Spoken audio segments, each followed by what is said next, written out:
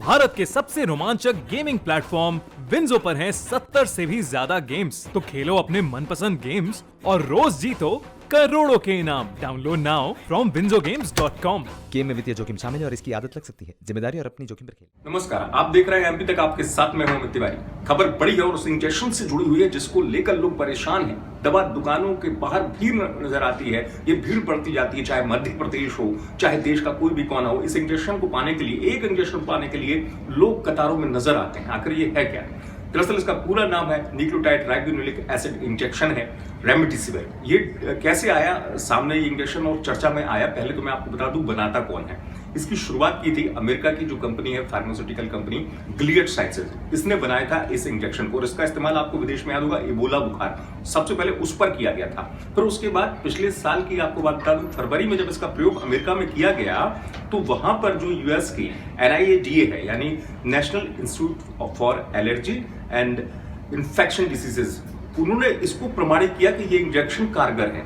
और इसका सबसे बड़ा उदाहरण देखने को मिला उस समय जब अमेरिका के शिकागो में 125 में से 123 लोग जो कोरोना से संक्रमित थे वो इस इंजेक्शन के लगने के बाद एकदम ठीक हो गए। तो देखिए, ये इंजेक्शन ऐसे प्रभावी तौर पर नजर आया जब वहां से अमेरिका में इसके रिजल्ट अच्छे मिलने लगे। अब भारत की हम बात करते हैं। भारत में इस इंजेक्शन की कमी क्यों है, ये इंजेक्शन आवश्यक क्यों है, ये भी मैं आपको बता देता हूं। दरअसल भारत में हमारे यहाँ 7 कंपनियां करीब हैं ऐसी जो करीबन 39 लाख इंजेक्शन बनाती थी पर महीने। लेकिन हुआ ये कि दिसंबर में आप सबको पता होगा कोरोना थम सा रहा था, सबकी उम्मीदें अच्छी थी कि कोरोना के मामले दिनों दिन कम हो रहे हैं, रोजाना 30,000 केस आ रहे थे, तो कंपनियों ने इसका उत्पादन जो है वो कम कर दिया। अब हुआ ये, कोरोना की इस लहर के आने के बाद ये इंजेक्शन एकदम डिमांड में आया।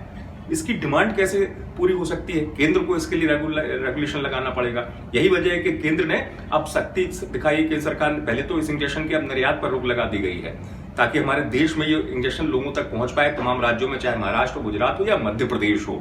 तो इन स्थितियों में अब निर्यात पर रोक लगाई, साथ ही साथ कंपनियों से स्टॉक मांगा जा रहा है, क्योंकि ये वो इंजेक्शन है जो 40-40 हजार रुपए में मिला है और लोगों ने कैसे भी खरीद के इसको इंजेक्शन को हासिल किया।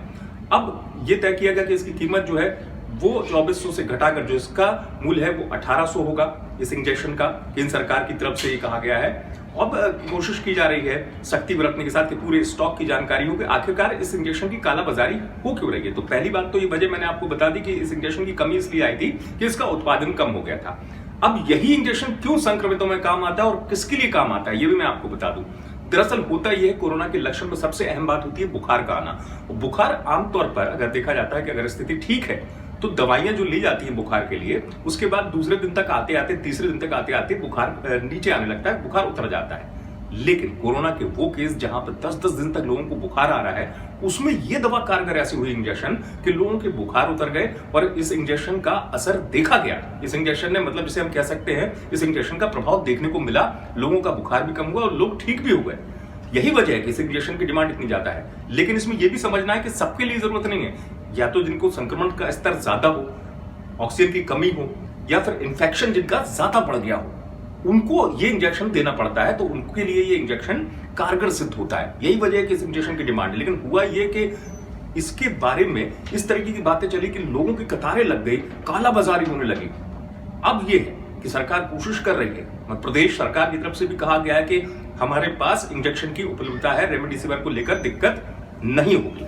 तो ये रेमडेसिविर की पूरी कहानी जो मैंने आपको बताई, कैसे ये इंजेक्शन बना था और काहे के लिए इस्तेमाल हुआ था और अब इसकी आवश्यकता इतनी क्यों पड़ती है, आप देखते रहिए एमपी तक।